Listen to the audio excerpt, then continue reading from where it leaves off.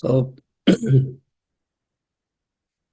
Sanje Chodan Tsoji Chonam La Chanju Bardo Tani Japsu Che Dagi Chinso Jipe Tsonam Je Dola Penchere Sanje Rupere Hyo Sanje Chodan Tsoji Chonam Chanju Bardo Tani Japsu Che Dagi Chinso Jipe Tsonam Dola Penchere Sanje Rupere Hyo in English.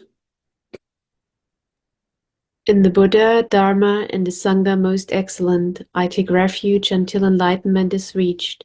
By the merit of generosity and other good deeds, may I attain Buddhahood for the sake of all sentient beings. Mai Namga Dan Yambe Samjan Tamje Deva Dan Devi Judan Dembara Jurji Dunga Dan Dungalaji Judan Tarvara Jurji Dunga Mebe Deva Damba Dan Mendarvara Jurji Nyering Chadan Nidang Tarve Danyam Chembe Ngang Nebara Jurji English. May all beings have happiness and the causes of happiness. May they be set free from suffering and the causes of suffering.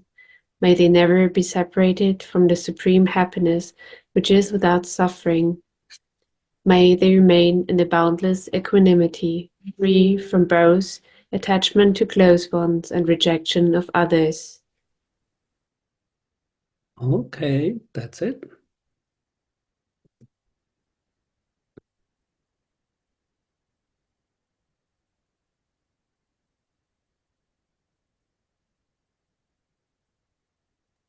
So, welcome everyone to this Longchen Shedra special online event today with our guest speakers, Denis Barát and Dr. Julian Schott. And so I have the pleasure to introduce these two speakers to you.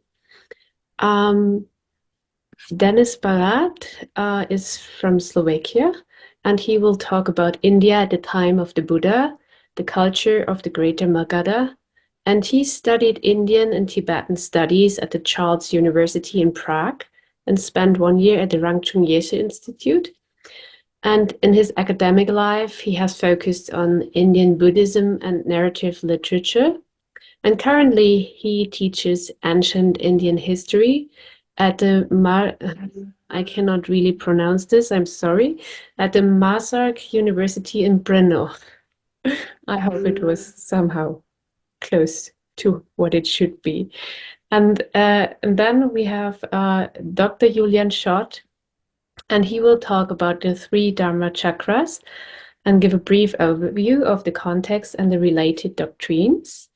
And Dr. Julian Schott is from Germany, and he studied in geology, philosophy, and religious studies at Göttingen, Pune, and Hamburg. And he also studied 6 years Tibetan, and he wrote his dissertation in Hamburg. And afterwards, he was teaching Sanskrit and Tibetan in Sydney and at the Rangjung Yeshe Institute. And he returned to Hamburg. And now, very freshly, he's in Vienna at the South Asian Tibetan, at the Institute for South Asian Tibetan and Buddhist Studies. And we're very happy that we have these 2 qualified speakers here. And Julian, he's also a Longchen Shedra student. He is studying in Group C in the first year. Yes, so we will start with Denis Barát. So I give the word to you. Thank you. Thank you. Thank you for the introduction. So I will try to share my screen.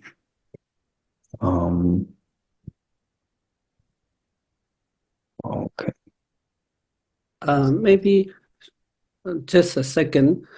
Of course, there is many people join here, especially Longchen Shedra's students. So I will going to invite many more scholars in these platforms, and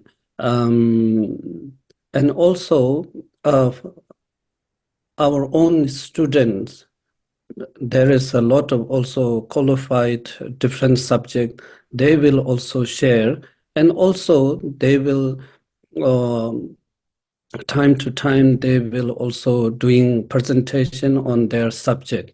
So we have 3 groups in Longchen Shedras. And for example, Dr. Julian, he's, as mentioned, Carmen, the background, and also studying our Longchen Shedras here. And it's very good that also going to present his background knowledge, which is sometime I cannot describe it, okay? And also our Denis, Carmen says different name, that is new for me, but I was teaching in Buddhist Salawa Tumo practice for 1 week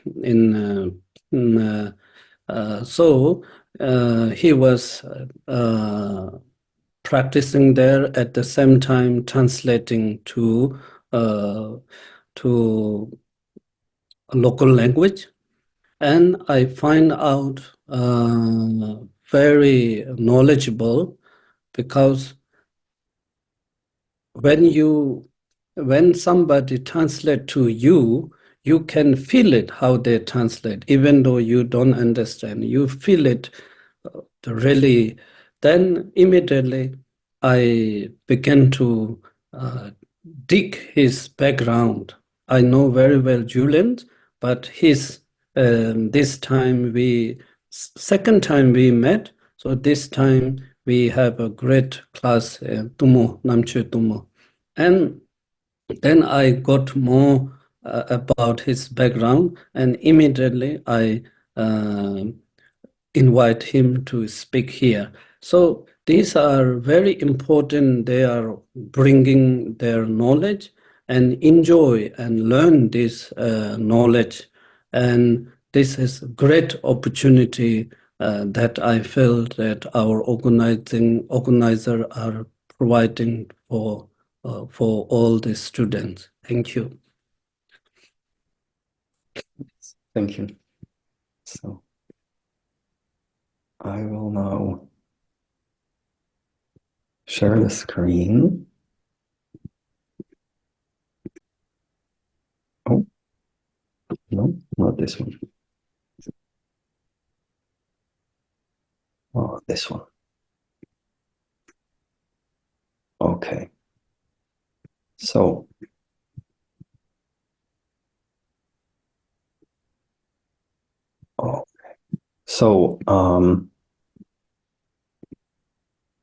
I have been asked to speak here about a topic from a history of India, and the topic I have chosen is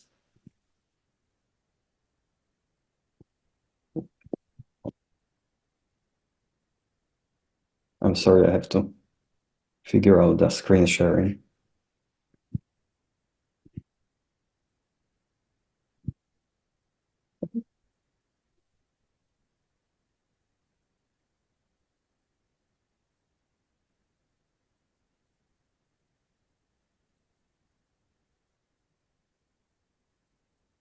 Okay, so I have been asked to speak about the topic from history of India, and that is connected with Buddhism. And I have decided to speak about a topic which is connected with Buddhism, maybe we could say only indirectly, because it speaks about not about the Buddha himself, but about the context of the Buddha and of the rising of Buddhism and so on. And also I will speak about maybe the context of how we got to where we got to the time of the Buddha. And which I think is important to know the context in which the Buddha taught, in which the Buddha lived, and to know what was around him at that time. So first, I will start maybe very briefly in the prehistory to give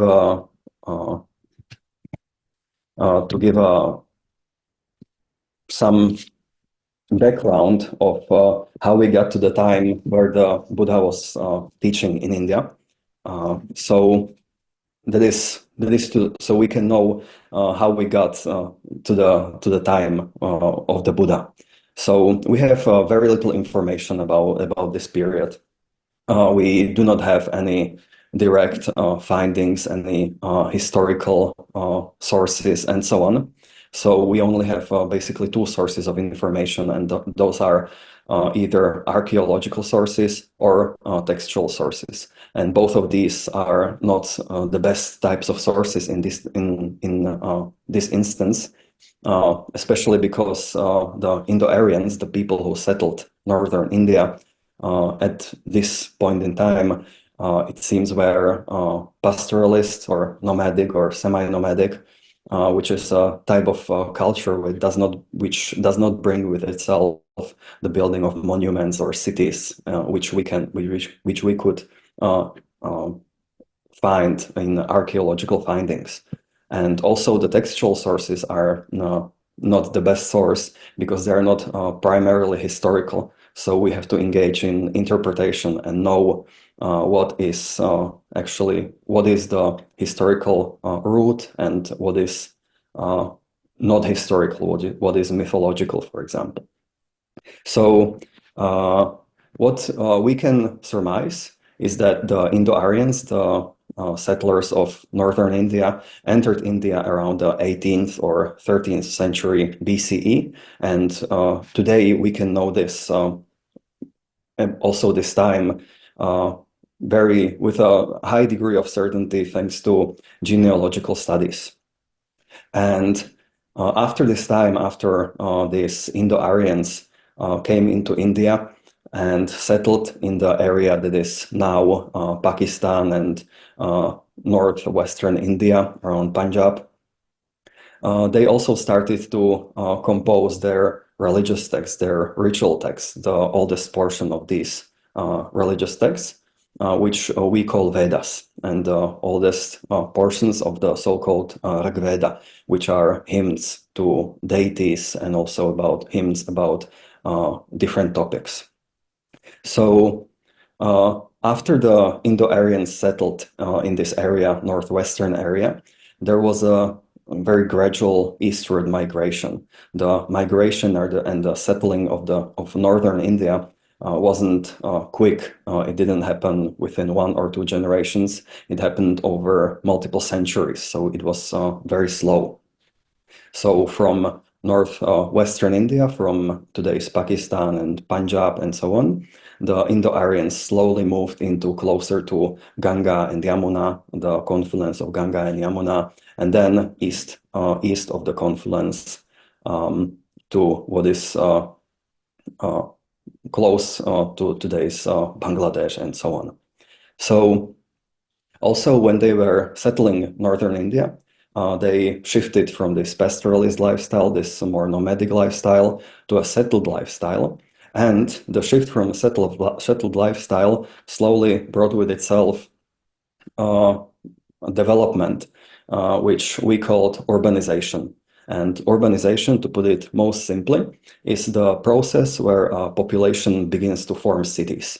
And why we call it second urbanization, it is not because the Indo-Aryans had started forming cities first time before that. It is because it is the second time this happened in northern India. The first time was 1,000 years before in the Indus Valley civilization. So the reasons why a population might start to create cities are multiple, but maybe the most important one is that there are effective ways of farming, effective agriculture, which creates agricultural surplus. So the population can feed more people and can feed even people who do not work directly on the fields. And in northern India at this time, this was the invention of cultivation of wet rice cultivation, so growing rice on flooded fields, which suddenly created a lot of crops. And together with this and the creation of new arable land, of new farming places, this also slowly started bringing with itself the creation of people, of parts of society who hold power. And also it started bringing with itself trade and commerce and so on. And then these people started coming to groups and in places which became the centers of power or the centers of commerce and so on. And these then became cities. And these cities in northern India at this time, in the first half of the first millennium BCE, we call them Mahajanapada. So the great Janapadas, or the great places where the people live. And these Mahajanapadas were states.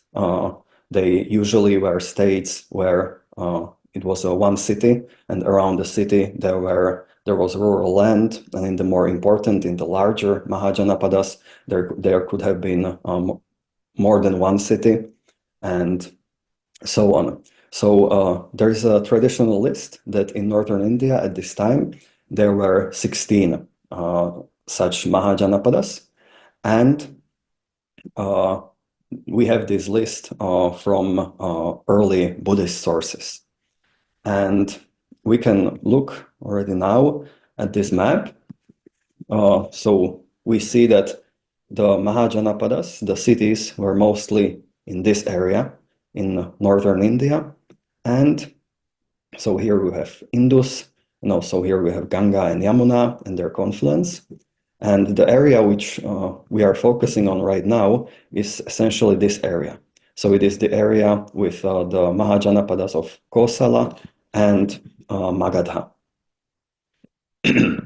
And what can also be said about these Mahajanapadas is that there were two types of these Mahajanapadas, two different ways they were ruled. And one was that they were ruled as kingdoms, which was the case, for example, in the Mahajanapada of Magadha, which also had this capital city in Rajagaha, where during the Buddha's time it was the king Bimbisara, and after him the king Ajatashatru, and so on, or also the kingdom of Kosala. And the second type were the so-called Ganasanghas, and the Ganasangha was a type of government where there was a ruling class, ruling assembly of clan leaders, and one of the, for us, important Janapadas, which was a Ganasangha, which was ruled by a group of clan leaders, was the Shakya Republic, the republic or the state where the Buddha grew up. So now, after this short introduction, we can now turn towards the topic of the context in which Buddhism arose, in which the Buddha lived, and not just Buddha, but also different traditions. Most importantly, also Jainism, which is the second tradition which was created or which arose in this culture, in this area, and survives until today.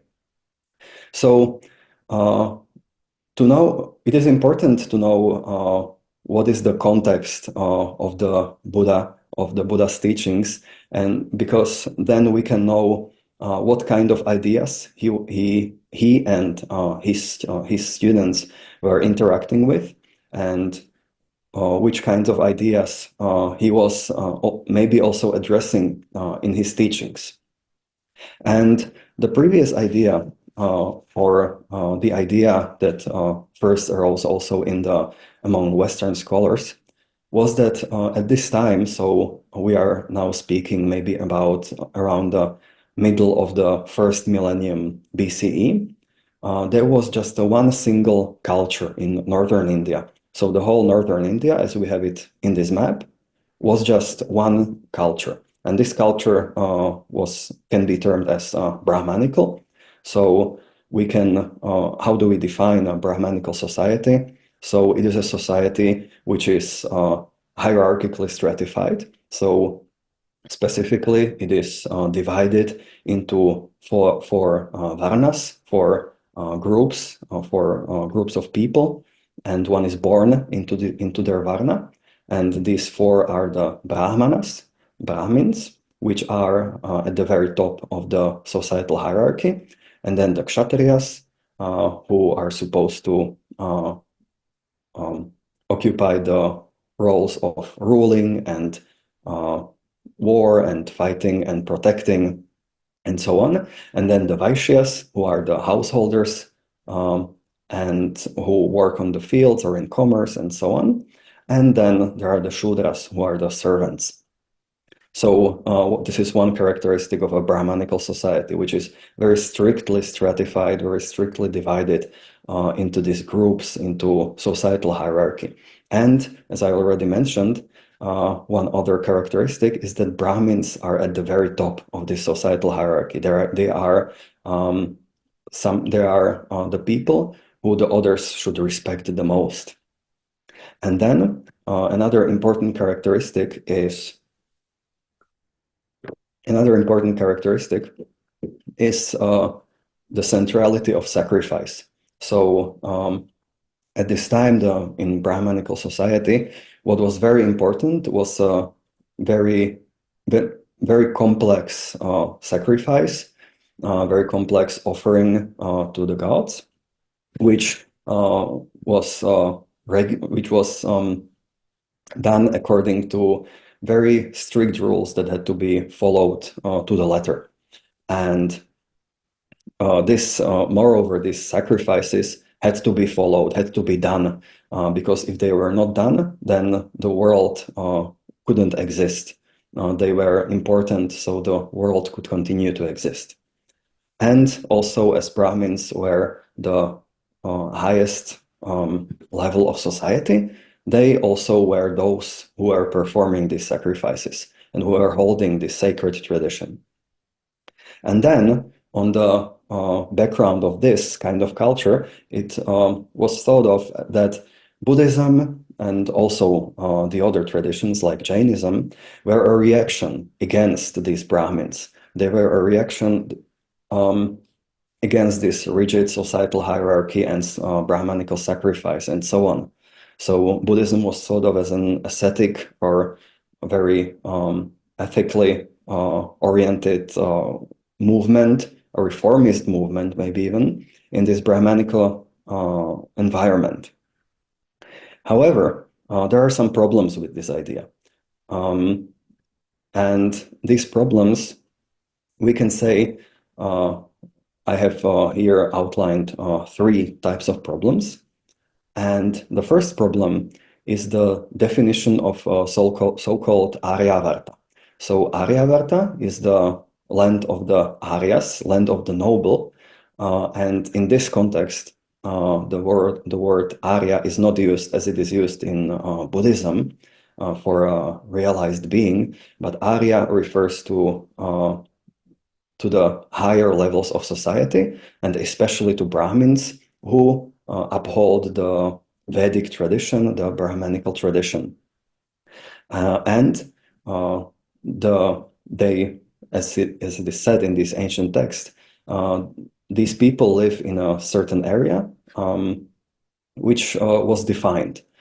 And what is interesting is that in the oldest definitions of this area where this Brahmanical society was upheld, the area where the Buddha lived, which is the area east of the confluence of Ganga and Magadha,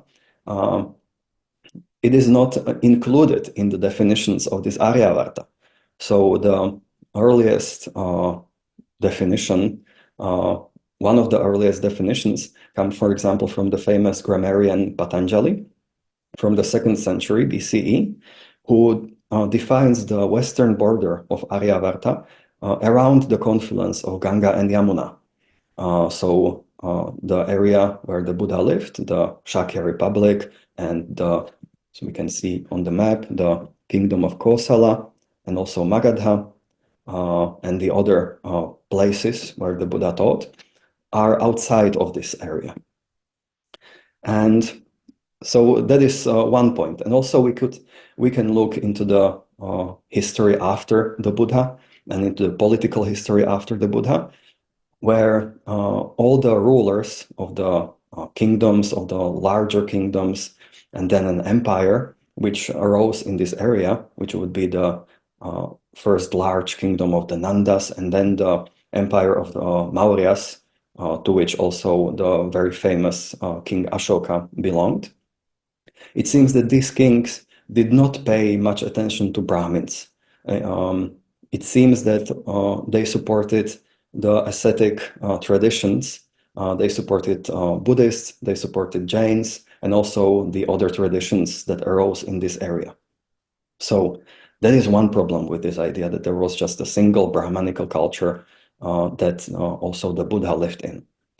And the second problem is that suddenly there appeared very different religious ideas which do not really have a direct link in the older Brahmanical texts, in the older portions of the Vedas, like the hymns, and then the type of text that is called the Brahmana, where the sacrifices are explained and the rules for sacrifice are given. And there aren't really links to these new ideas. And what are these new ideas? They are the idea of karma, which in this context would mean the fact that all actions have consequences, and also the idea of samsara and rebirth, that there is rebirth, and rebirth is undesirable, and it is called by the accumulated karma. And then another idea is that it is possible to be liberated from from samsara, and this liberation, if we want to achieve this liberation, we should live an ascetic lifestyle. And these ideas like rebirth, karma, samsara, and also ascetic lifestyle itself, a type of lifestyle where one gives up the world, gives up their family, and goes to live a life of homelessness to achieve liberation, it does not really have a previous direct link in the previous Vedic literature. And so the other third problem which we could speak about here is that the Buddhist and Jain texts, which arose also, the early Buddhist and Jain texts, which also arose in this culture at this time, they describe a very different reality. They do not describe the same reality that the Brahmanical texts describe, with a very big importance on Brahmins and Brahmanical sacrifice. For example, we can mention one sutra where the Buddha is speaking with a Brahmin, and the Buddha mentions that Kshatriyas are superior to the Brahmins. And the Brahmin who he is speaking to just accepts this idea. He's not trying to argue with him that, no, the Brahmins are the most superior group in society. So these are the problems. And then what is the solution? We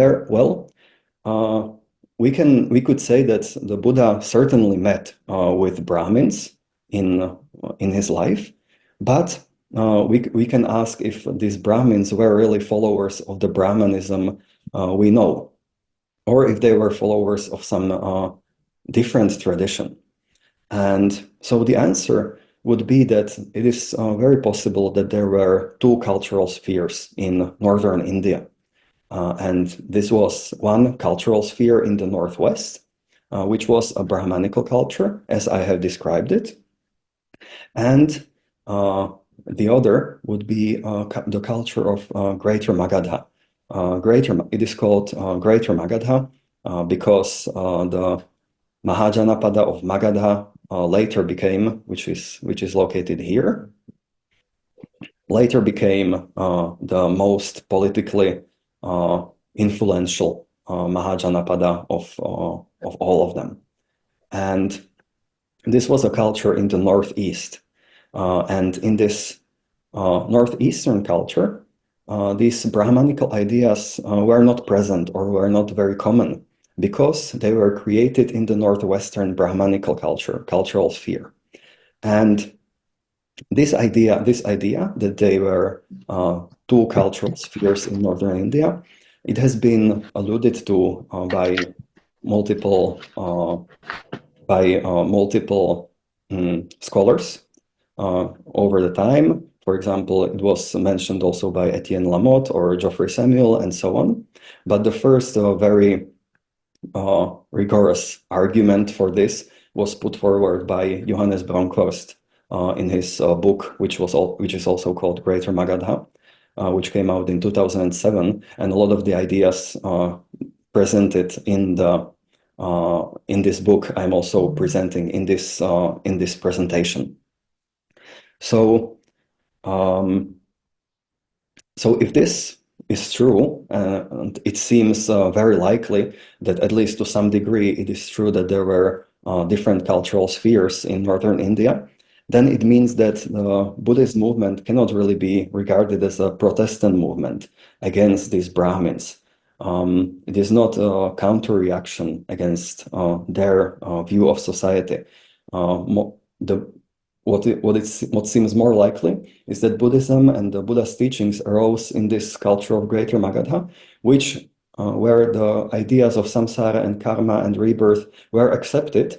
And what the Buddha did was give a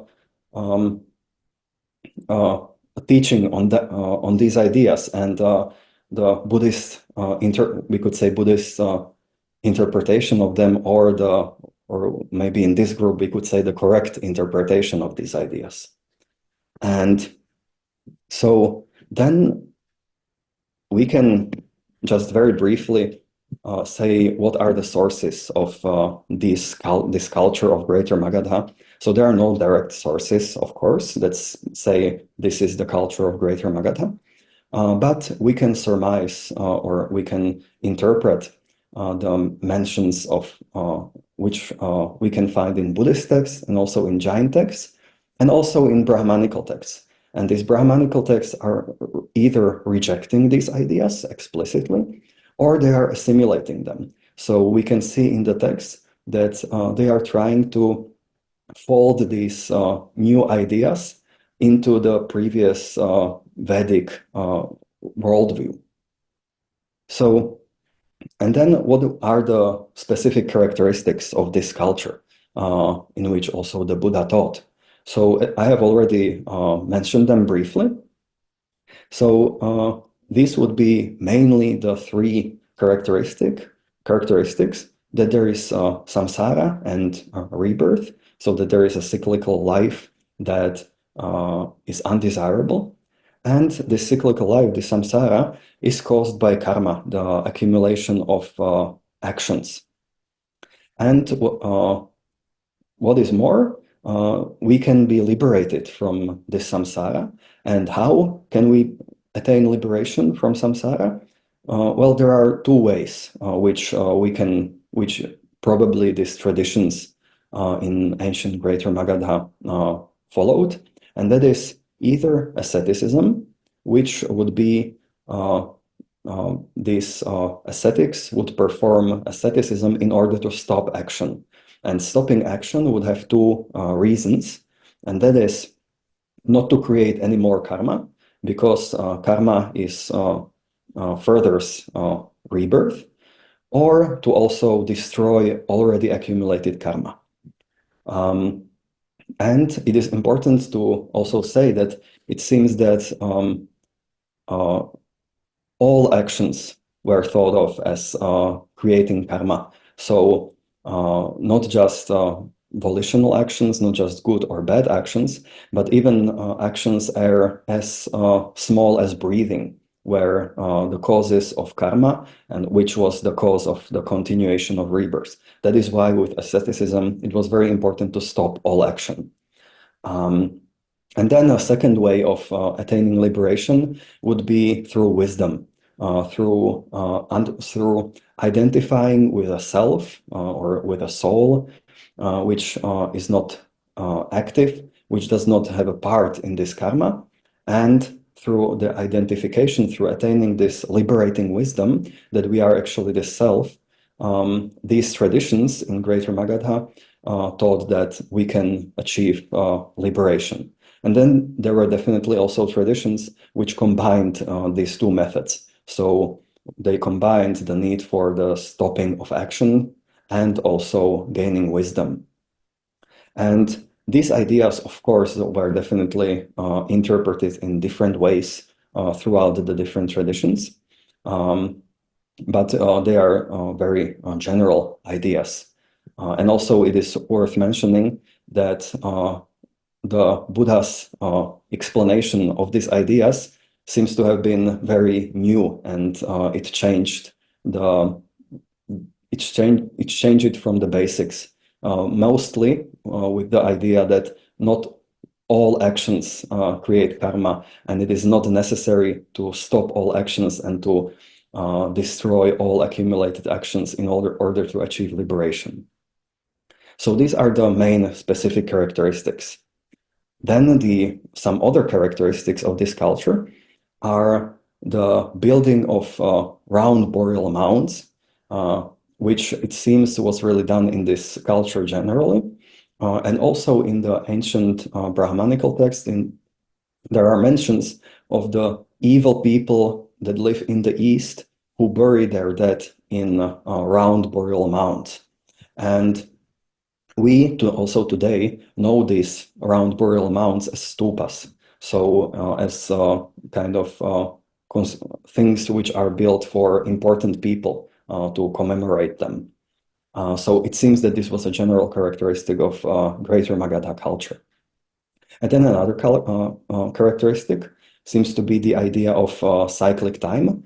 That is, that not only life is cyclic and there is rebirth, but also there is the cyclic continuation of the universe, of the world. And this also seems to be something that was not present in the earlier Vedic and Brahmanical texts. And then a third characteristic that is specifically talked about also by Johannes Bronkhorst is a specific system of medicine which is built around the equalizing or balancing the humors in the body. So, and after these characteristics that we know, what are the traditions that also existed at this time, and what are the different traditions that the Buddha interacted with? So next to Buddhism, the other most important tradition is Jainism, because it is another tradition from this cultural milieu, which exists up until today. And Jainism, of course, it is also as with Buddhism, it is a complex tradition that cannot be described in simple terms. But we could very simply say that Jainism, at its core, revolves around strict asceticism, which is to stop all activity and also to exhaust all accumulated karma from the past, because Jainism subscribes to this idea that all actions have consequences and we need to stop all actions. So that is one tradition. The other tradition is Ajivikism. This is a third very important tradition, which which did not survive up until today, but it seems that it has existed for at least 1,000 years in India. And this tradition, it seems, taught strict determinism, meaning that everyone will attain liberation after experiencing a predetermined number of existences. However, in the last life, it is important to become an ascetic and to stop all activity. But only in the last life, because in the opposition to Jainism. In Ajivikism, it was not thought that asceticism could destroy already accumulated karma. We just have to experience the consequences. And then another tradition is, of course, Buddhism, which I do not have to describe. And then I have also mentioned here the so-called six teachers who are mentioned in early Buddhist texts, who are the teachers of the most important tradition at the time of the Buddha. And two of them are the founders of Jainism and Ajivikism.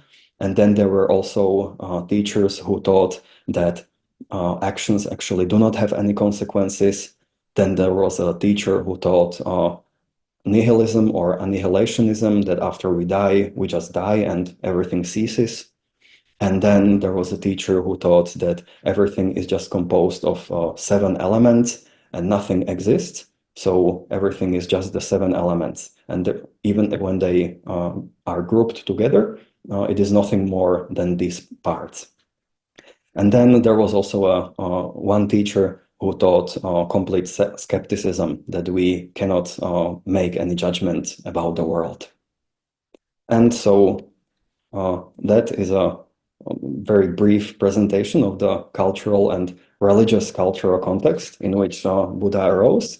And I thank you for your attention. Stop sharing.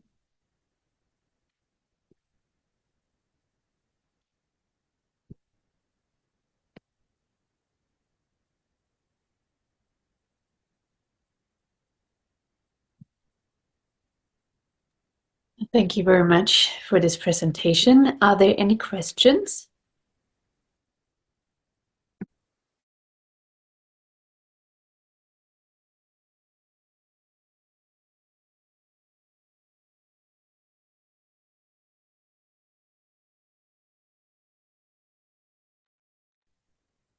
Don't be shy, just ask your question.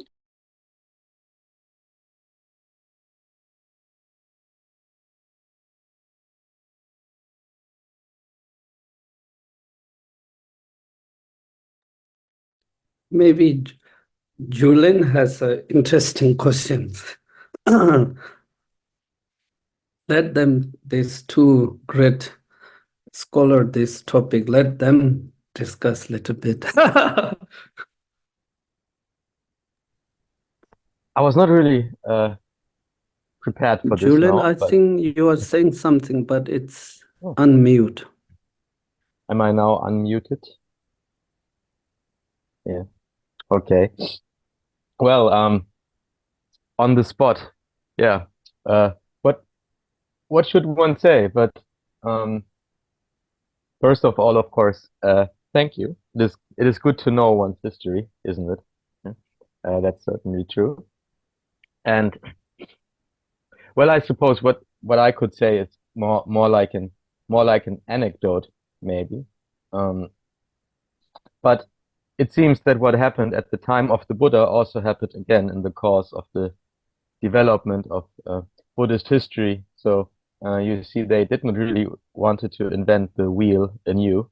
There were things that obviously worked, and I think you could also see the same reflex that culture and let's say religious social context of the time is reflected in the different stages of Buddhist development. So looking at Tantra, for instance, you could see that the same thing happened. Yeah? It was not the same doctrines and practices, obviously, that were taken over, but nevertheless, it was the same mechanism, that you could say, well, some things that seem to have worked and with people in the culture could connect, that is smarter to use these than instead of inventing things that nobody could understand and connect with. And in some sense, you could see that Buddhism distinguished itself by being, in that sense, rather flexible, because you can see that over the course of time and movement of the religion, it somehow managed to adapt itself in interesting ways. You can see this in Tibet, you can see this in Japan, or in China, or in Korea, or in Indonesia, wherever it went, it changed and adapted in interesting ways. And I think that in some sense, in the case of Buddhism, you could argue that it was actually shown by the founder of the religion, Buddha himself, who also showed that sense of flexibility. And I always found that interesting to observe. This is maybe something I could add. I don't know. Unfortunately, it's not really a question, but nevertheless, you're, of course, more than welcome to react to that. No, I definitely agree with that. It really seems that throughout Buddhist history, the Buddhists and also the Buddha himself really did not try to reinvent the wheel, but only to maybe add the Buddhist spin to the wheel. So yeah, I think that we can see this same process throughout history. Yeah. Okay. We have a question. There's a raised hand. Yeah. Solan. Yes, thank you. Thank you, Denis, for this very interesting presentation. I have a question regarding Jains. And as you explained, it seems that Jainism's is being created in that time. But what do you think about the tradition of Jains? Because when they speak about themselves, they tell us that their tradition is enormous old, with 24 world teachers, and the first Adinat 100,000 years before. What do you think about this worldview of Jains? Is this wrong, or is Well, there's part of true in them? What do you think about? Well, I mean, here, if we are in a completely Buddhist group, I think we could answer that question clearly. But yes, it is true that Jain, similar to Buddhists, in how in Buddhism we also have the view of the previous Buddhas and the Kalpas, and that it repeats the coming of the Buddhas. So the Jains have a very similar idea, and it is actually quite similar to Buddhism. But what is different from the idea of Buddhism is that another, let's say, founder of Jainism, which Jains called Tirthankara. So in Buddhism, we say Buddha, Jains say Tirthankara. So another one can come while the teachings of the previous one still exist. So this is the case of the current Tirthankara, who was called Mahavira. And it actually seems that there could have been the previous Tirthankara could also have been a historical person, and his teachings could have actually existed in the area of Greater Magadha. So this can be said maybe from an academic point of view, that maybe it is really correct that there was a previous teacher that Mahavira maybe built upon. But when it comes to how true their maybe their larger worldview is true, then I think I'm not qualified to give an answer to that. Okay, thank you. Thank you. Okay, so Ivan, I just put you out of the channel so that everybody can hear you. Hear me now? Yeah. Oh, thank you. Denis, I have a question about the compassion. I sort of read that idea of compassion existed before Buddhism and was incorporated at certain time into Buddhist teaching. What can you say about it? Was it mentioned in culture around Buddhism where it rose? Thank you. Yeah, I have not read anything specifically about this topic, about the, maybe you could say, origin of compassion in Buddhism. But what we can say from what we know of the other traditions which existed around Buddhism at this time is that, of course, what plays a very important role is non-violence and non-harming of other sentient beings, which is brought even to a more extreme with Jainism, exactly because Jains believe that all actions create karma. But when it comes to actually the idea of compassion, and compassion as we know it in Buddhism, then I'm not very familiar with the maybe parallels of this idea in the other tradition that could have existed around Buddhism at this time. But I also have not looked specifically into this idea of compassion more rigorously.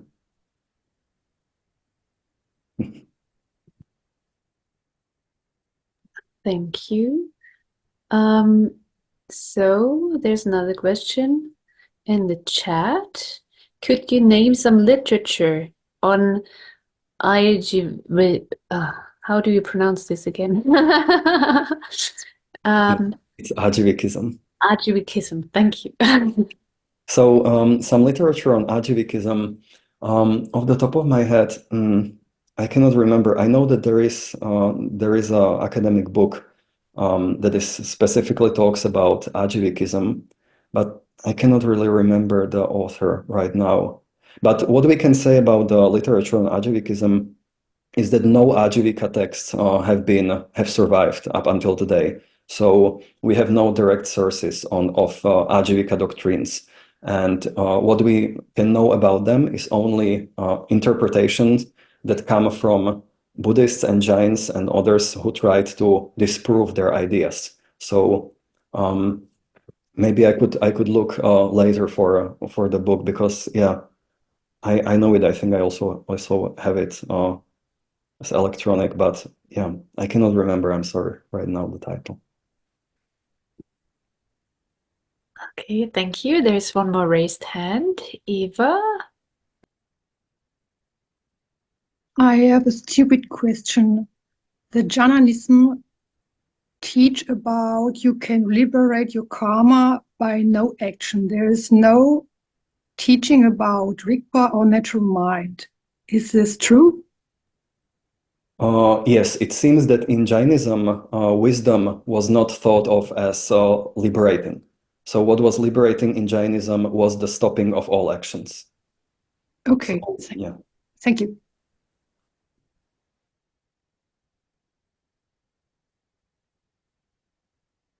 Are there any Lorenz?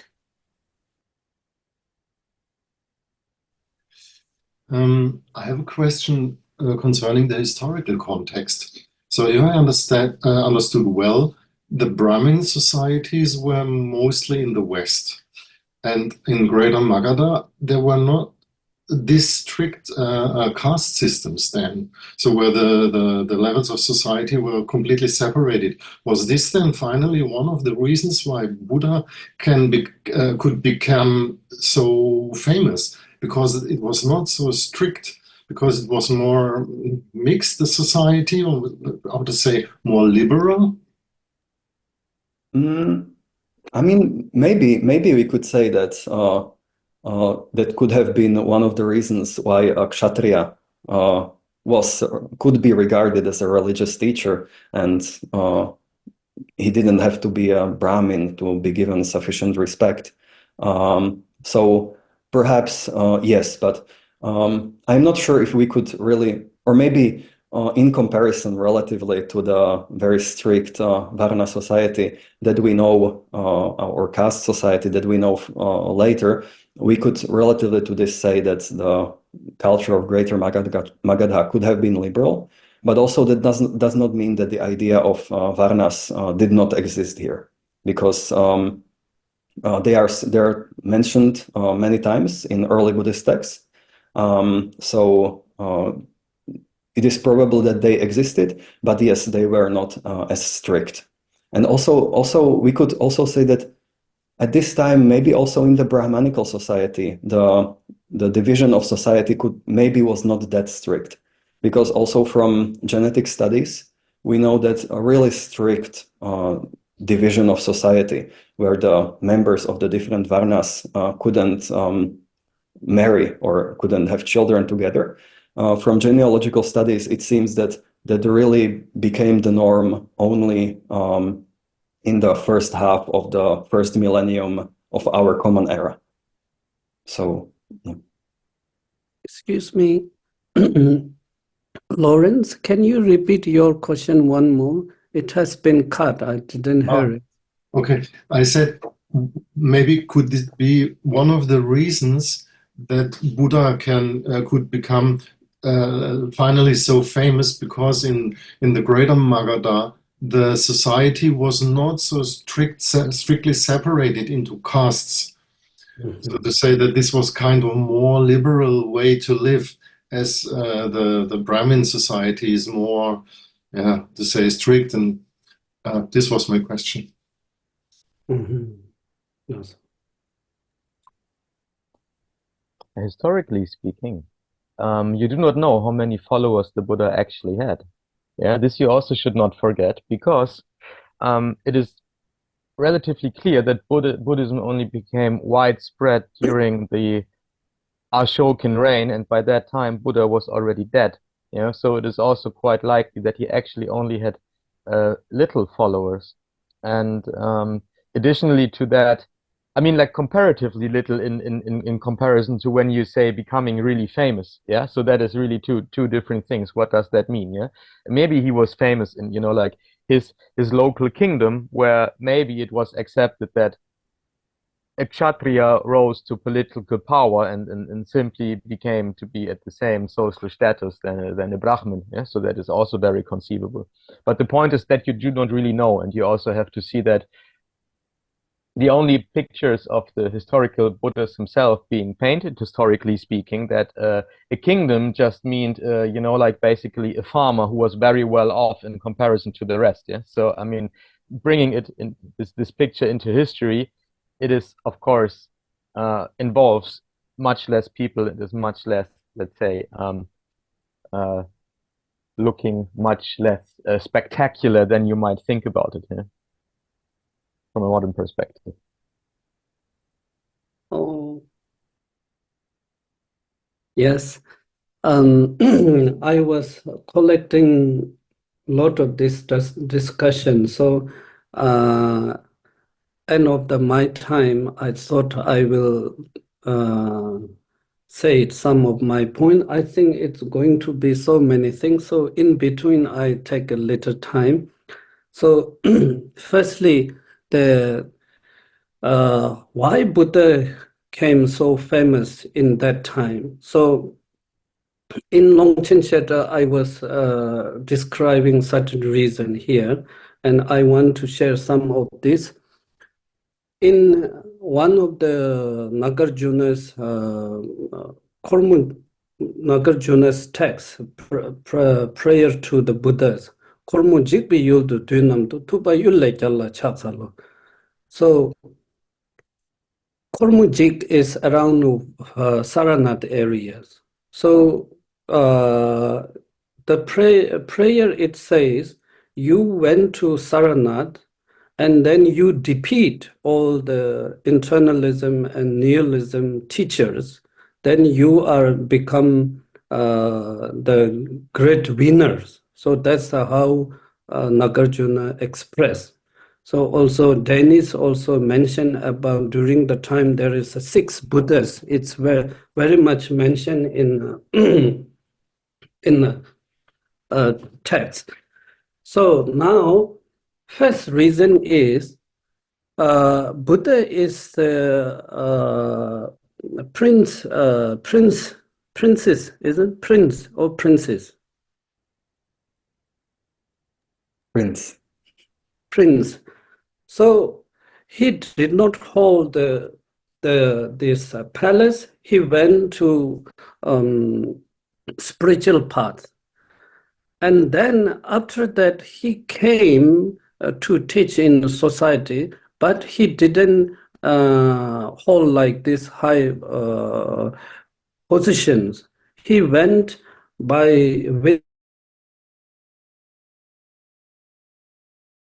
So there is the time that his father was very embarrassed that his son is going here and there. So these are the very, it's good enough to become, talk about Buddhas. That's one thing I can say it.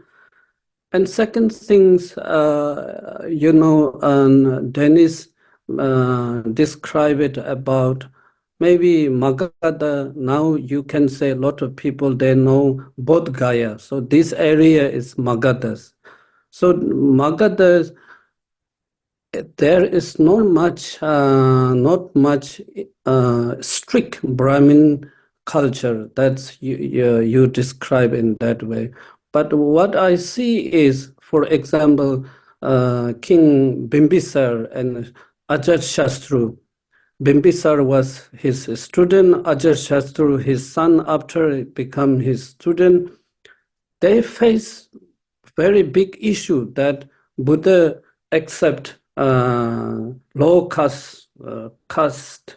For example, Angulimala, who are criminal, one of the wanted list as a terrorism in Ajatashatru's kingdom, and they become follower of him, and they become quite respectful teachers. So many minister, they have been raised issue to the Ajatashatru. So he has difficult to hold that politics. One, his minister, one, his teacher, what Buddha is doing. So that is one. And there is one Sunil, untouchable person who was cleaning and clean Buddha's footpath, they throw throne. So his story has been very famous. So anyhow, or strict or not strict, anyhow, Buddha against this caste system. That can be one reason to the being famous. And the third thing, people told very easily, he went through the Bodh Gaya to Saranath. Why he goes so far? Because when you look at in history, Saranath was the birth of Sanskrit language and Vedic central place. So Buddha went especially to kind of present his view. So, and there what actually, of course, he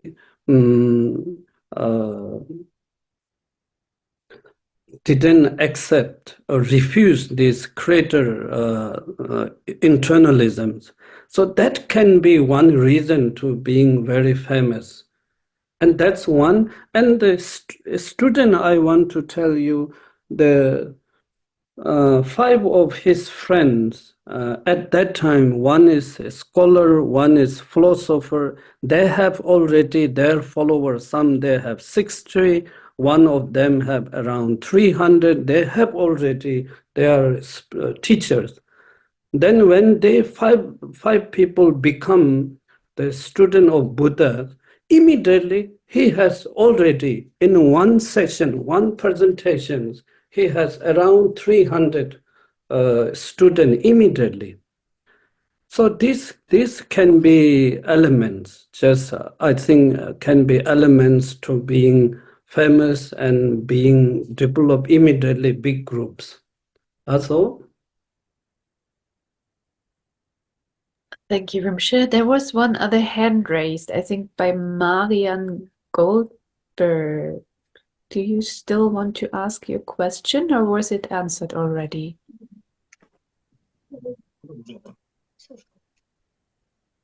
Да, добрый день. Очень большой дискуссию здесь можно наблюдать о причинах популярности Будды в его время. Да, это бесспорно важный вопрос, и да, возможно, следствие того, что он был рожден в царской семье, либо приобрел последователей стихийно. Followers, but I think the question is how growth of his teaching is connected with that his teaching was different from teachings at that time. It was like wholesome teaching, answering the question about Один из основных cause of тезисов suffering and how to stop suffering, and one of the main points. That's it. So just to make sure, the question is how were the teachings of the Buddha different from the other teachers? Еще раз уточню, чем отличалась, я, по-моему, seems like I'm speaking in the main channel. In the main channel, can you make me speak in Russian channel again? Can you please clarify the question first? If this was the question. I should clarify. Okay, let's try. Okay. The question, the main point, I guess, was the widespreading of Buddha's teaching connected connected with the point that this teaching was like very different from what was at the time in the area. Like it was very wholesome and answered very important questions of people. I guess it's the main point of the question. Okay, I understand. Well, if we wanted to answer from maybe an academic point of view, then we cannot really give a answer to this question. It cannot really be answered if this was really the reason why Buddhism gained popularity, or because there are no texts which would mention that the people are turning to Buddhism for this reason or for this reason, and things like that. So I think that this question cannot really, from an academic point of view, cannot really have a clear answer.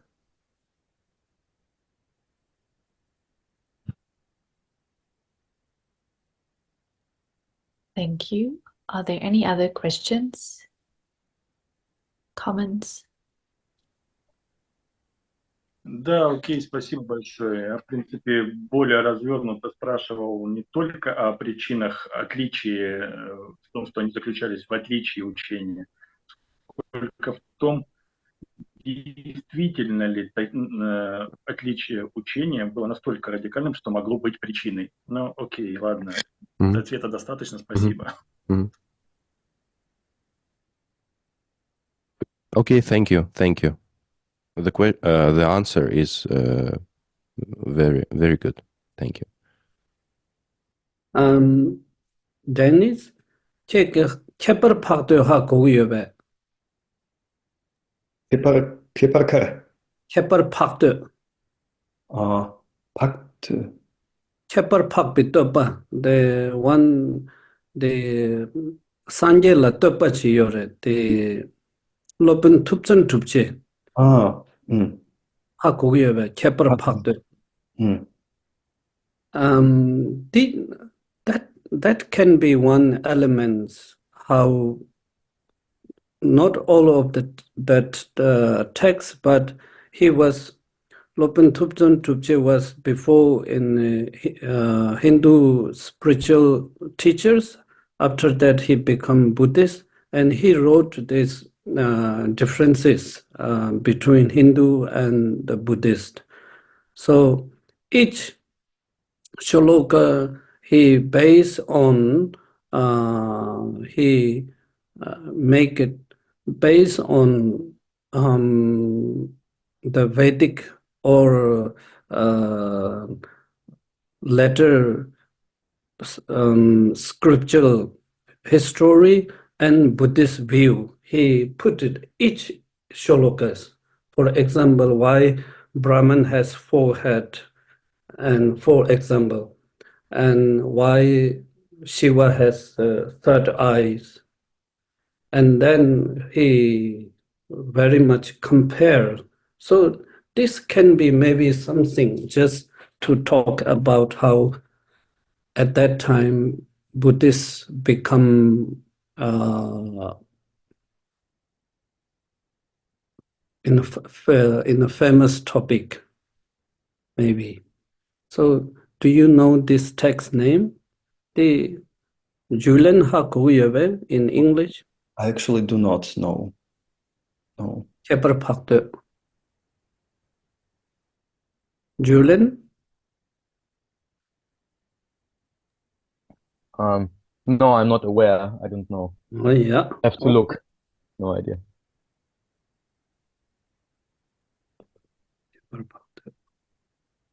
Okay. What is that in Sanskrit? Arya Vishesha? I don't know. Something like that. Lakshana? I don't know. Check.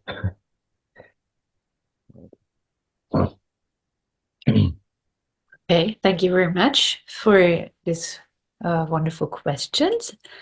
I think there are no more questions to this topic, so I think Julian, it's your turn now. Okay, so since we advanced in time, I will skip all rhetoric unnecessities and try to do it very straightforward. Yeah, just let me share this little presentation that I tried to produce. Is that the one?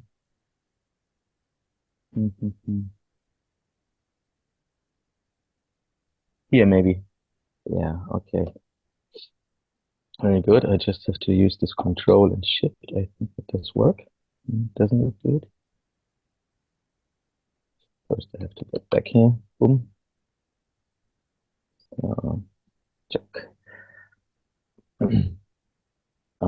Is that okay?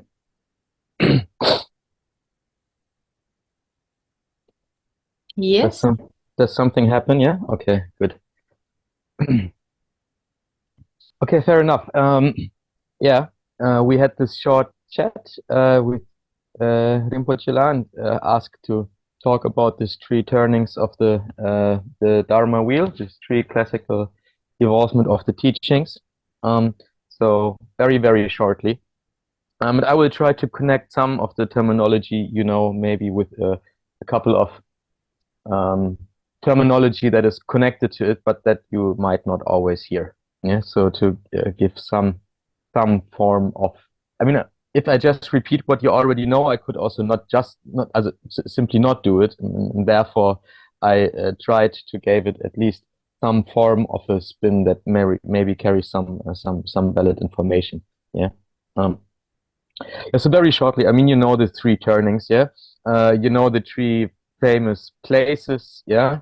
Sarnath, Rajagriha, and Vaishali, which are connected to the three turnings. And just to repeat that very shortly, so the first turning is connected to the Four Noble Truths. The second turning is connected to mostly Prajna Paramita, which in the Longchen Shedra we use the title non-characteristics, where Buddha taught the non-characteristics of all phenomena. And the third turning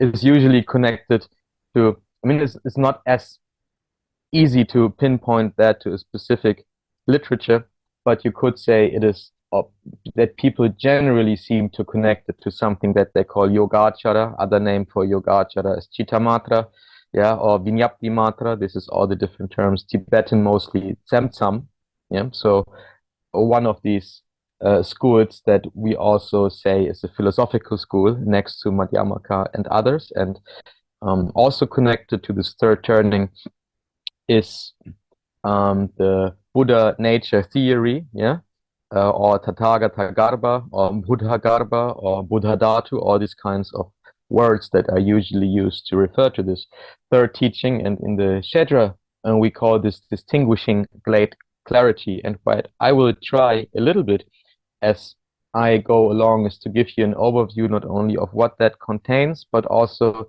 to give you at least one or two examples of why these labels, non-characteristics and the distinguishing of great clarity can reasonably be used to describe these two turnings of the wheel. And before I do this, I should also very briefly mention that particularly in Tantra, because, like tantric people, they, let's say they like to come up with to give stuff like a special twist. So in several of these more esoteric lineages, we also talk of four turnings of the wheel. So just for the sake of completion, I should mention this. So very famously, Dzogchen is often given as one of these examples where a fourth turning of the wheel is asserted. And connected to the number of these wheels is always a distinguishing of the famous, let's say, dichotomy of which teachings are given on a conventional level and which teaching are given on an ultimate level. So this we often call Nayartha and Nitartha in Sanskrit, or you could also call it that there is ideas about which teachings require interpretation and which are not requiring interpretation. This could be another way of doing this, and this is often very important in determining which kind of status do have certain teaching for certain religious groups. Yeah? So just to give you one example, if I'm belonging to the Theravadins and I would only say, good, I only stick to the old teachings, yeah, and I only assert them as originally taught by the Buddha, and they would say this already carries the ultimate meaning. For them, this distinction is not relevant. But it becomes relevant once I assert, for instance, that I'm not accepting that as the ultimate teaching and the only teaching of the Buddha, but I belong, let's say, to some Mahayana formation, and because these teachings, I would say, they are exceeding that of what is asserted by the Theravadins or Hinayana teachings. Therefore, their teachings become in need of interpretation, whereas my own teachings, of course, would be ultimate. And with the same, let's say, kind of rhetoric, we operate through the different developments. And just, you know, like to tell you this, that this is one thing that is sometimes good to keep in mind, because when sometimes says about a certain teaching that it is ultimate or not ultimate, then you have an idea, you know, like about where doctrinally and historically speaking those people are situated, because this rhetoric is always being used, generally speaking. Just a side note, okay? So going to the teaching of the Four Noble Truths, the first turning, and there we have the very famous Dharmacakras Pravartana Sutra. And this is, by the way, one of these rare teachings that are existing in Pali from an early time onward, and is also, just as a side note, one of the few texts that was translated into the Kangyur, the Tibetan Buddhist canon, directly from the Pali, but not the Sanskrit, and which gives us really the idea that it must have been a relatively ancient thing. Yeah. And I just take here the translation from one of these early 20th century German philologists. Yeah? Just brought it into English, not bothering really looking at the original, which is always full of problems. Yeah? So he says, furthermore, monks, this is the noble truth of suffering. Birth is suffering, old age is suffering, sickness is suffering, death is suffering. To be united with what is unpleasant is suffering. To be separated from what is pleasant is suffering. If one wants something and does not get it, that also is suffering. In brief, the 5 groups of grasping are suffering. So, and this is connected, one could say, to the first of the 4 noble truths. Idam dukkam, this is suffering, or life is suffering. But of course, it does not mean that everything is bad. It merely does mean that for as long as one is clinging to the idea of an individual self, grasping at that idea, that qualifies suffering. So that is, of course, a distinction that one has to make. And it is usually the idea of the self then usually is connected to the constituents that make up a person, yeah, and that would be the 5 skandhas, broadly speaking, yeah. And then he goes on to say, further, monks, this is the noble truth of the origin of suffering. It is the thirst, Krishna, which often is more or less equivalent with ignorance in later traditions, leading to the rebirth which, accompanied by delight and passion, finds enjoyment here and there, namely thirst of desire, thirst of becoming, thirst for annihilation. And that would be connected to the doctrine of pratitya samutpada, or in Tibetan tendril, dependent origination, or however you want to translate that. Yeah, that gives rise to this mistaken conception of the self.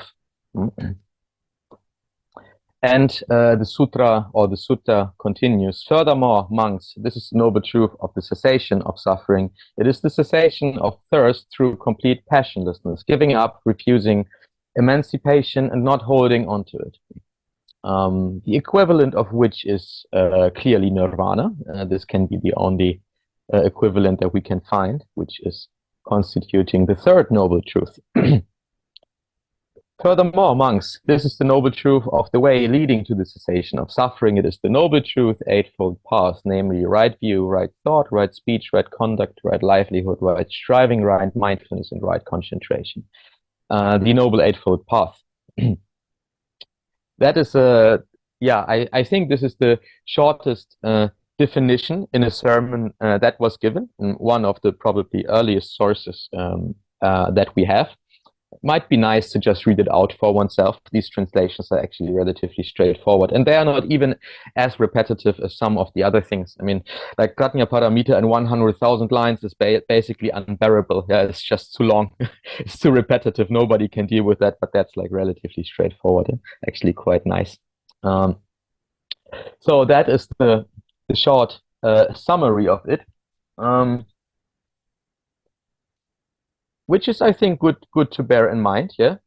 Oh, there is a typo. I see. It says idam dukkam ayam. So this is this is the suffering. That is this origin of suffering. That's the cessation of suffering, and that is the path leading to the cessation of suffering. That's the very short formula that we all know. And so, what is there to say in terms of doctrine? You would think, well, it is relatively straightforward, but you know, I was at least trying to give you this few doctrinal connections. As you can see, that once you start really discussing it, of course, a world full of philosophy and doctrine is usually unfolding. And in some sense, there is even the possibility to try explaining to yourself many of the core doctrines that make up Buddhism just by analyzing the relations of the different members of these four truths of the noble ones. I always wrote four noble truths. I think it is something that is, this is like an old vasana of mine, you know, I just heard it so often. This latent traces or habitual tendencies, however you call it. Although I think that four truths of the noble ones is actually a much better translation. Anyway, I think the Arya should refer to the Buddhas, yeah, or to the Buddha in that case, of those reaching insight in some form or the other.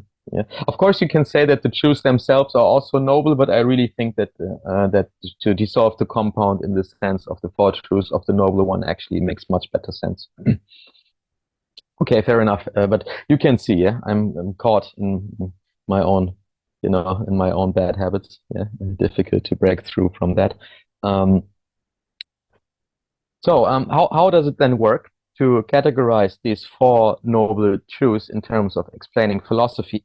So the first one here, dukkha, suffering, and the dukkha samudayo, the origin or the cause of suffering, the source of suffering, that it is relatively easy to say that this is equivalent to our idea of samsara. Yeah.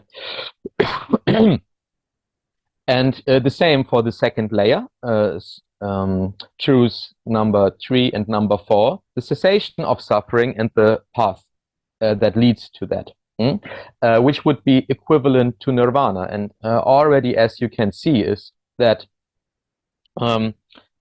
you may focus on one of these levels, although, of course, one of them would not work without the other. So you can say you have on the left-hand side, when you have, you know, suffering and the cessation of suffering, that is to say, suffering and happiness. You could also say this sounds like a resultative thing, whereas on the right layer, truths number 2 and number 4, you have something that is qualifying the cause, yeah, to reach that state. So you could say that truths number 1 and 2, they are corresponding to samsara, and number 3 and number 4, they are corresponding to nirvana, and number 1 and number 3, they are corresponding to the fruit, and number 2 and number 4, they are corresponding to the cause. And there you already have a very well-known dichotomy, as you know, yeah. So you have samsara, nirvana, cause and result, and as well as you have implicitly present the idea of interdependent origination in the terms of that there is a duality implied between each of these two, where one cannot exist without the other, or where you could say that each of them coexists with the other and thus is not ultimately real, but depending on the fact that the other one is existing too, right? And in that sense, you could say you have many of the core tenets present in that relatively easy scheme. So, and it is also possible to find the three different yanas represented in there, not in the sense that, I mean, not in the sense that you could say that they are not valid in their own way of interpreting it for everybody, but you could say they are present there in the sense of that it's a matter of on which of these aspects you focus, right? So if you, for instance, imagine that you mainly focus on truth number 1 and 2, where you really just want to get rid of the idea of Atman, reaching the un-Atman state, so that you're really focusing on eliminating the cause of suffering, that would usually be qualified as what we call a Hinayana or approach, which many people see equivalent with Theravada or the schools of Sautrantika and Vaibhashika. So you could say that this is what they're mainly focusing on. Yeah? Although they are, of course, also applying the other aspects that are inherent there. And then you could say, well, on the Mahayana level, you could say that once the Bodhisattva ideal comes in, you are not mainly focusing on the liberation of yourself, but you're focusing on applying a path for the benefit of others. Therefore, the focus would not be set on the first, let's say, on the first row of truths, number 1 and 2, but rather on number 2 and 4. So you could say there is a focus that is shifting from one layer to the other layer. Yeah. Although everything is always present everywhere, you might not set the same emphasis on what you're looking at. And then, in terms of how comes Vajrayana into place, you could say, well, they are really focusing on the cessation of suffering in the sense that one very common way of interpreting Vajrayana or Mantranaya, the method of the mantra, is to identify directly with the goal. So you could say you can actually flip over or clap into each other each of these truths. So imagine you have 1 and 3 and 2 and 4. So you can just say you can clap one into the other, and then you can fold the other one into the rest, right? And by doing that, you see that everything is represented at the same time in everything else, while at the same time setting a very distinct focus. So in that game, you can play from all directions, right? And in that sense, you could actually say that analyzing these 4 noble truths properly, while trying to look at what is the tenets and the doctrines and the yanas, can give you a very nice introduction of the teachings of Buddhism in general, right? Yeah, so I thought I developed once this little scheme, and I thought maybe it's like fun to kind of think it through somehow. Yeah. Okay, when we go to the next one, number 2, and I really try to be quick. I said I was purposely focusing a bit more on this number 1 because I thought it's kind of nice of sharing that stuff. Yeah.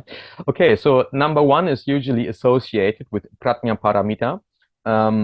As you know, one of the main points of Prajna Paramita is explaining shunyata, emptiness, which you could say can be translated in terms of what it implies with the idea of non-characteristics. Why is that the case? Because nothing really has an inherent nature, right? And this is what is mainly taught by the doctrine of emptiness. Yeah? And when it is then integrated into the Bodhisattva path, we are ending actually up, with noble truths number 3 and 4, you could say, in some sense. Of course, I mean, it's not equivalent in the sense that it's really the same, but at least it's sufficiently overlapping, you might say, right? So, and this is, of course, what I try to find here. a little bit of primary literature, the same as with the Four Noble Truths. I think this is what for many people is the absolute core of Prajnaparamita teachings. Yeah. Iha Shariputra Rupam Shunyata Shunyata Eva Rupam Rupam na Pratak Shunyata Shunyata na Pratak Rupam Yad Rupam Sa Shunyata Ya Shunyata Tat Rupam Evam Eva Vidana Samya Samskara Vijnanam. So form is emptiness, and indeed emptiness in form, and form is not separate from emptiness, and emptiness is not separate from form. That which is form, that is also empty, and that which is empty, that is also form. And in this way, it is the same with the constituent elements: feeling, formation, consciousness, and mental fabrication. I do not know how you want to translate them, but maybe not so important. You know, the 5 skandhas. Yeah.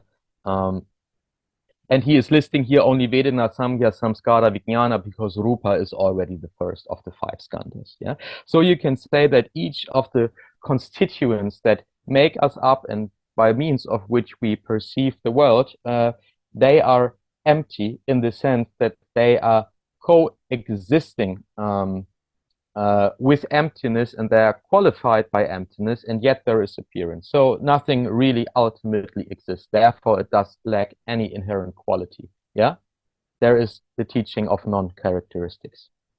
So this is from the Prajnaparamita Hridaya Sutra, the short version. Yeah, which is I really think by far the most well-known among the Prajnaparamita literatures, and right after that comes the famous mantra, right? Gata Gata Para Gata Para Samgate Bodhisvaha, which for sure you have heard. Yeah? That's the end of that sermon. Yeah. And I think if you think it through and think about, you know, like what do these statements imply, it's actually very conceivable that we call the second teaching that of the non-characteristics.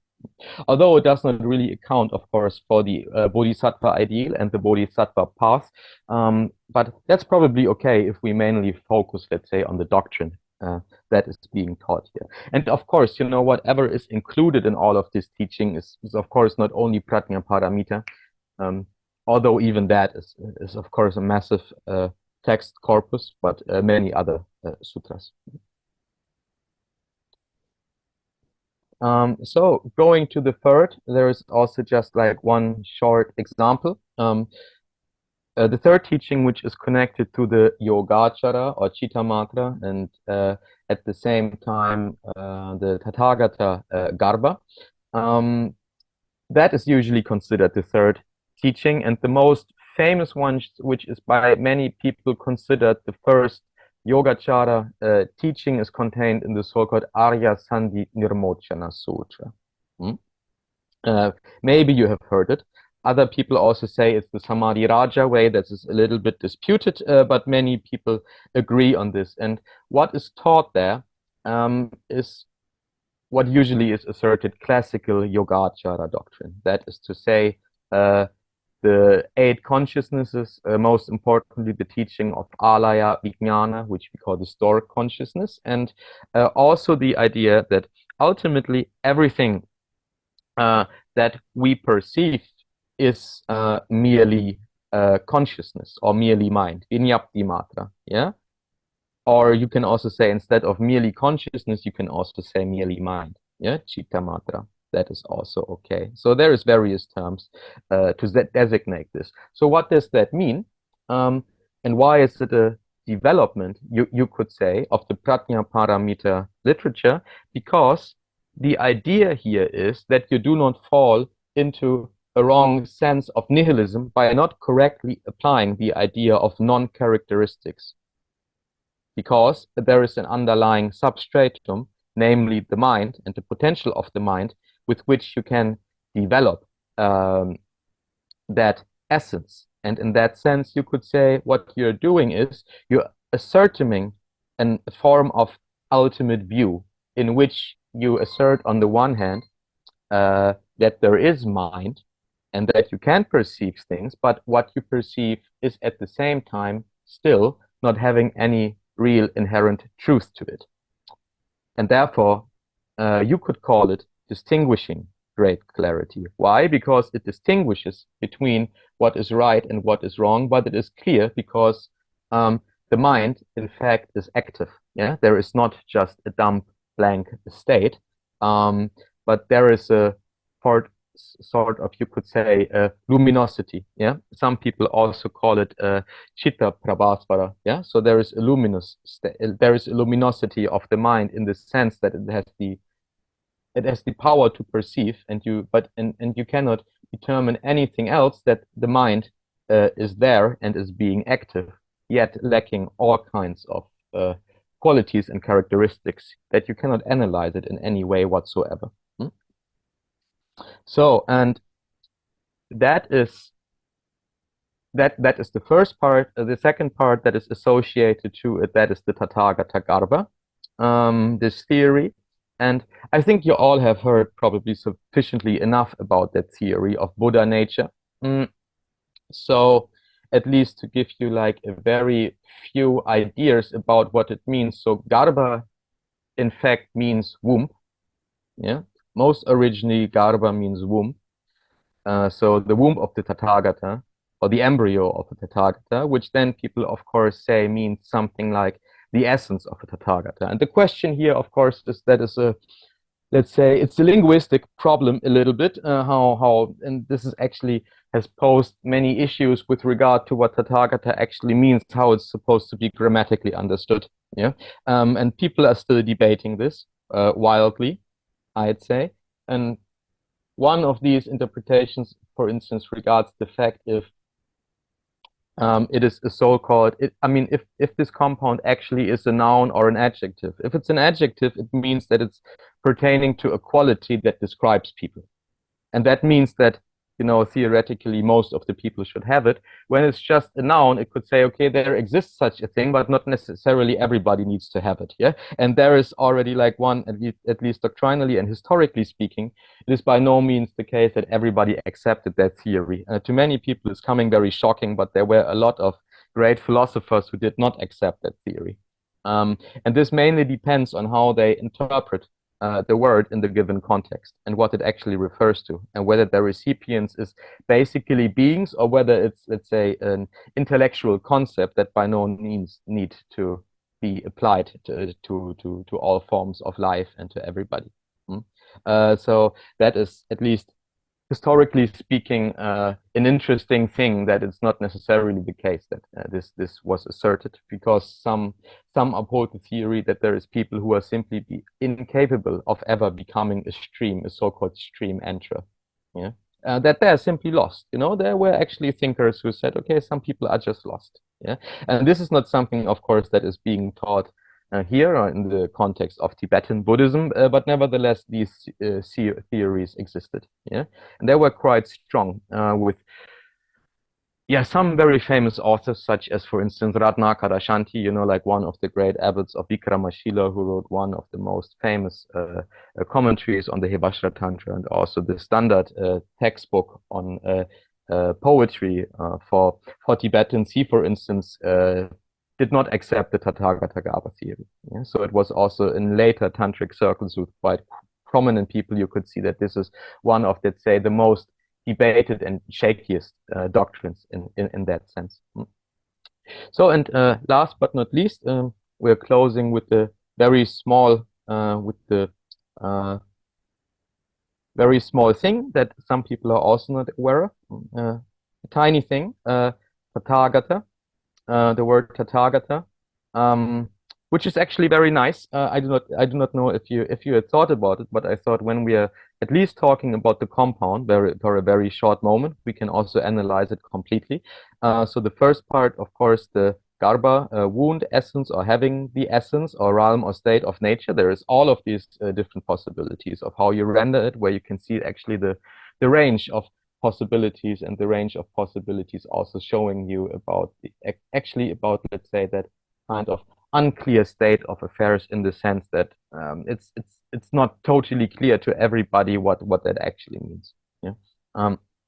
So, and the same goes for Tathagata. Also, the options are easier, and the explanation usually is relatively neat and straightforward and elegant. So, Tathagata, when we dissolve that compound, because of Sanskrit sandhi roots, we can either dissolve it in the sense of tata and gata, or we can dissolve it as tata and agata. The first version means having thus gone. The second one meaning is having thus come. So, and both interpretations is valid. Yeah. So you could say he is, and one way of how commentators like to take it is that he has gone from samsara and come back from nirvana. Yeah? And this is actually like a very nice assertion to the idea of an awakened bodhisattva emanating back for the sake of beings. Yeah. So, and it's even there it is contained in the word. You could say it's kind of a intentional ambiguity that is there, a wordplay, you might say. And actually, primary language does this a lot. You have to see, like in ancient India, it was considered a certain form of elegance that things are ambiguous, that is to say, displaying several layers of meaning at once, you know, whereas in the West, this is not liked so much, yeah, because then there is always uncertainty about what it ultimately means, yeah. So there is really a different mindset behind, you might say. So, fair enough. I think I'm done. I managed like in 5 minutes under time, yes, for not making it too long. This is, so please excuse me for having rushed a tiny bit. But nevertheless, yeah, we were quick and straightforward. I hope that was kind of understandable. And please, if you have any questions, feel free to ask. And I can stop that sharing, I suppose. Yeah. Thank you very much for this wonderful presentation. Before we take the questions, I have a little bit of commercial time here. Because Dolpo Tulku Rinpoche is offering a pilgrimage to Nepal in March, and you're welcome to join to visit the important places, like the sacred places of the Buddha. And if I'm right informed, you will also join, Julian. Yeah, that's true. I'm also there. So on this pilgrimage, you will have the pleasure that Rinpoche will be teaching, and Julian will also share his knowledge there. So Rinpoche will also teach meditation and some pranayama and soft yoga exercises. And yeah, so you're very welcome to join this wonderful journey. I'll share the web page in the chat so you can have a look at it closer. Okay, end of the commercial.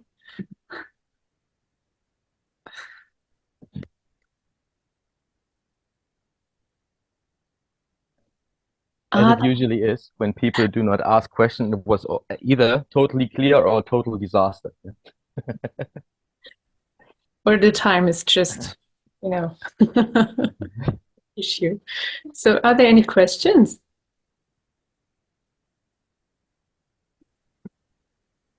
There seems to be a question in the chat. Oh. Okay. Let's see, what is that?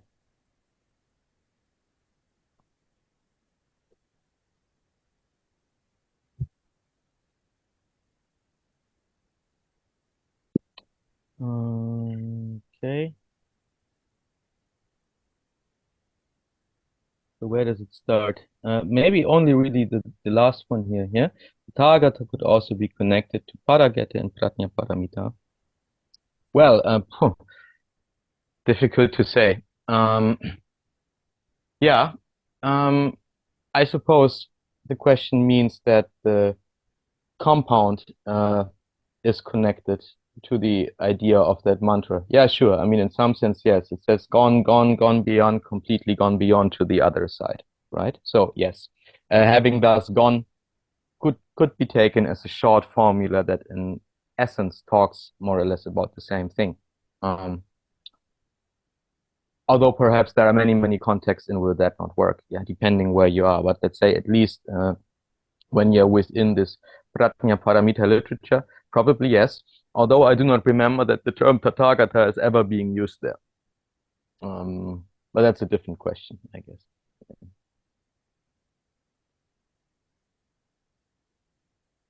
True.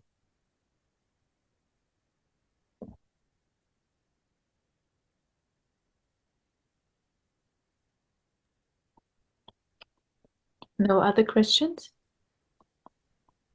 So Rinpoche, do you want to give a conclusion? Wait, they will. Let's still we wait.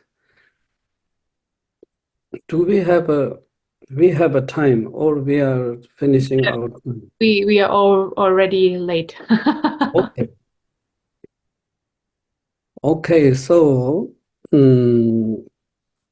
I'm really satisfied that I invite the two great speakers.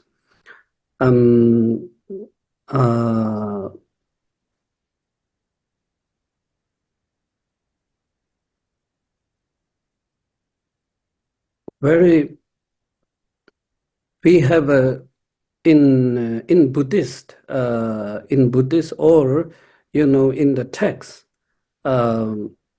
it says you should go into your practice by certainty, not just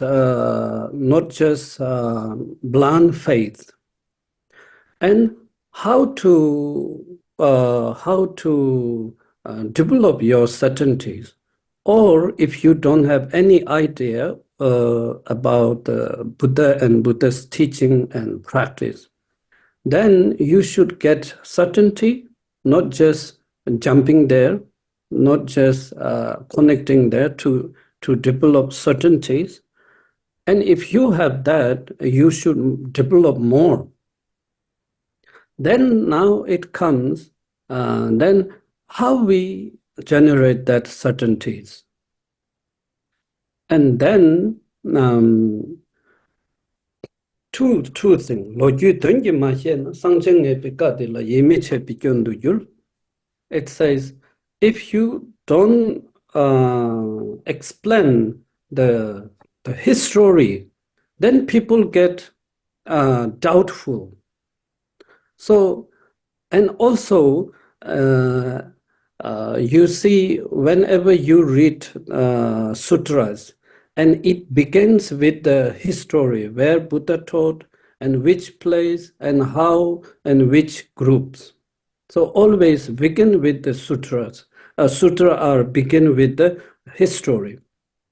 So therefore, history is also clarifying about many things.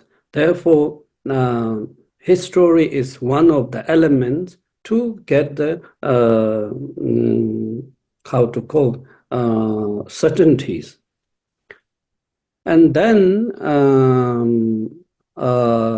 Lengxi, Julian, do you know Lengxi? Yes, but I'm just lacking the Lengxi in Tibetan, it's the beginning of the sutra that we call Lengxi. And always Lengxi's purpose of telling Lengxi means how the sutra have been taught. And that gives you certainty of the history of the practice or teaching. That's one important. After that, okay, now that you know, okay, there is a text.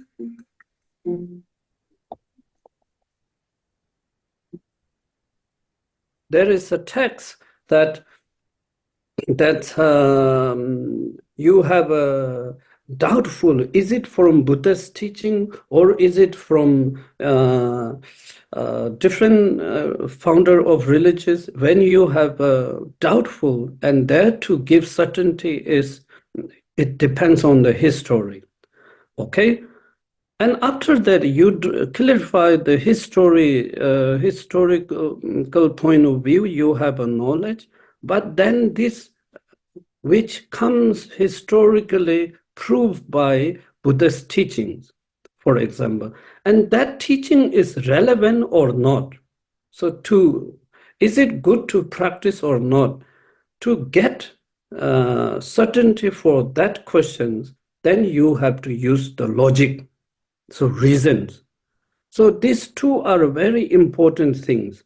History and the reasons. These two makes you to clarify many things. So, and therefore today, both of speaker touch for historical point of view. At the same time, also many topic of the meanings.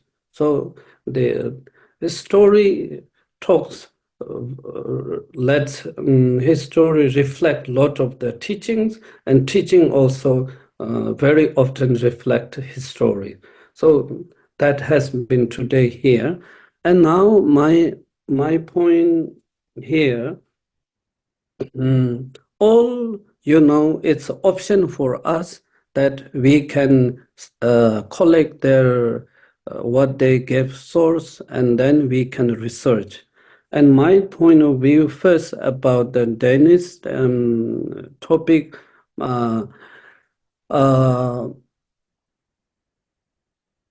when I read, for example, earlier sutra in the Father Sutra, Vinaya Sutra, Father Vinaya Sutra, Sosurtarvido, and this, when it comes, this monks and full audience and the bhikshunis, it comes very often, it's how to call it, against for the caste systems. So these texts would be very good to, it could be good elements to bring this topic. That could be one. And very, very famous word I would like to translate in my poor English. Rigmitso, Ryumitso, Lapa Rinpoche Tso. So Buddha's one of the essence teaching is not important is the born, river, born, and not important is the curse is not important. Your born is not important. The important is the knowledge and the practice. So this kind of essential sentence, it looks like, for me, it seems to like very much directly or indirectly against this how to say, caste systems.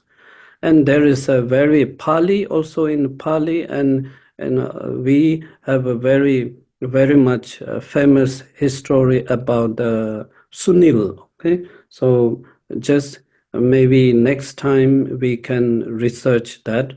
And that also, they make very nice movie also with the Sunil, the new film about Buddha. There is a very nice about that. Is they make it fully one chapters. I saw it that time. So this is generally some elements for the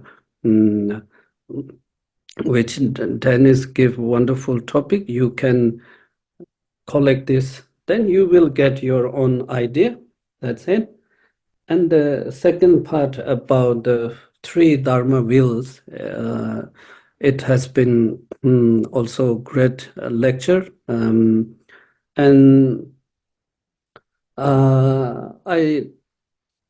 the third Dharma wheel I want to talk a little bit, because now I am writing about that. I presented this topic in Namduling recently last month. So this is very, very big, how to call presentations. You have to speak front of the 2,000 monks, and mainly the scholar Campbells, they will debate with you, they will ask question you. So I presented that. So I'm completing this topic. So based on that, what I can say is the Lekpa number 7, what we use in the fourth? But distinguishing great clarity. Yes. Right. Great distinguish the Dharma will of great distinguish. So we use that in our Longchen Shedra. So in this text, this group of the sutras, and they have you can see there is a few totally going different directions. For example, one sutra, it says, three will is truly exists. And no, at the end, there is three yanas, result is exist. And one sutra says, at the end, there is only one yanas, not three. Three are temporarily as a path. At the end, there is only one yanas. So that, and second difference is, all sentient being has Buddha nature, Tathagata Garbhas. And which sutra talks final is the one yana, and that says all sentient beings at the end they have to be enlightened. They will enlightenment. They have a chance. Therefore, there is only one past, which is Buddha nature, cover for all sentient beings.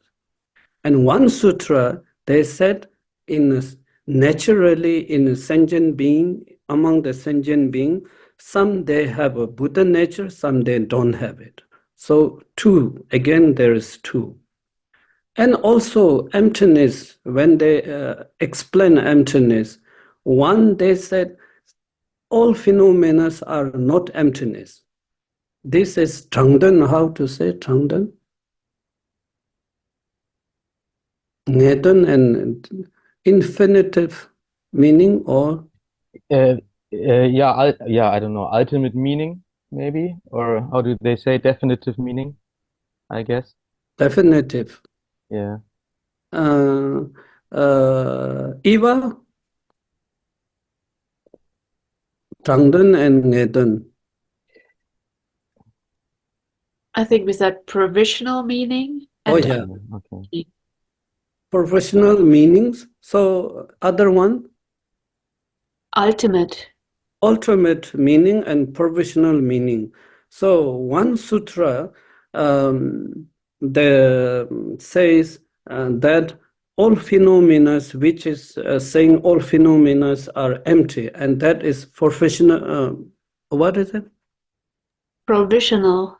Provisional meanings. And one sutra says it's ultimate meanings. So there has two kind of things Buddha taught, totally different paths. So there, what happened is, one, the Chittamatra class, philosopher, follow to the ultimately exists. Three yanas, and there is a Buddha nature is not exist for all sentient beings, and all phenomena are not emptiness. And there is Prasangikas follow the other sutra. In ultimately, there is one yanas. All sentient being has Buddha nature, and all phenomena is emptiness. So, for example, Asanga has a commentary about based on Uttarshastra Tantras, and that whatever link with this text, also it goes Prasangika's side, and there is other 8 texts. I don't know how to say it, but 8 texts. Okay, then you can find it. And that mainly explain with the other side and Chittamatra philosophies. So therefore now distinguish how refer the great distinguish has a different meanings. And one is clarifying more about Buddha nature.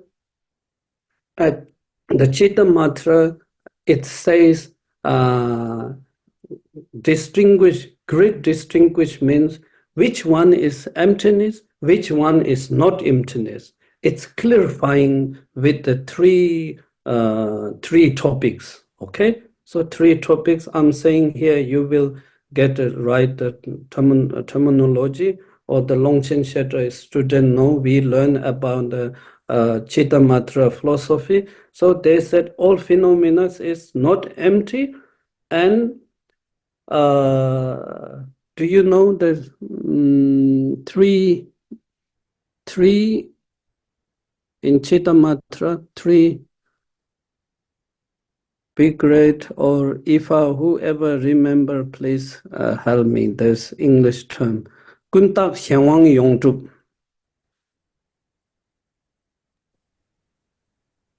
Kuntak Xiangwang, one is depending.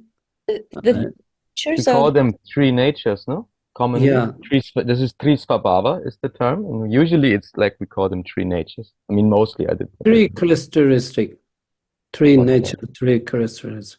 So they said, anyway, which one is emptiness, which one is not emptiness. That's distinguished in third Dharma wheels. So Chittamatra explained that side, and some Guhikar, no, Buddha Nature Sutra and Prasangikas, they distinguish, they explain how Buddha nature, how to clarify, how to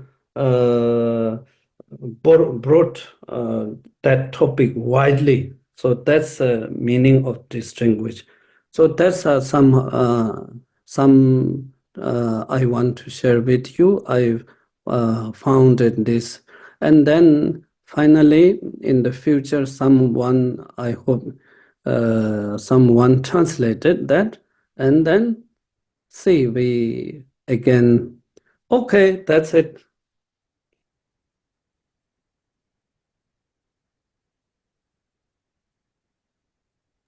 Okay, thank you very much, Dennis. Thank you very much, Julian, for your wonderful presentations. It was really very interesting and a pleasure to listen. And thank you, Rinpoche, for your conclusion. And thank you all for your patience, and because now it's very late, and also for your questions. And so if you're interested in this wonderful 4-year Longchen Shedra study program, visit our homepage. There you can find more information about it. And so unfortunately in 2024, Rinpoche will not start a new group, but the year after, then you're welcome to join this program. And I type the website in the chat, so you can just click and be there. Oh, Carmen, you referred this. Now I cannot handle it. I'm handling 2 groups for 4 years projects. So the first group is, it left only 1.5 year, and we will have a lot of tutor and helper. So I wish in 2025 we will start. Oh, Bigred is being happy, laughing. So we will start at the 4th group in 2025. So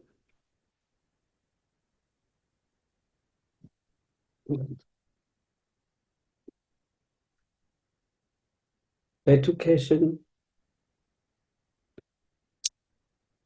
Sonam di thamje sikbar, thonam nibe, ronam pamche sing, jiga na che, walong tubai, sibe zole ndowa turwara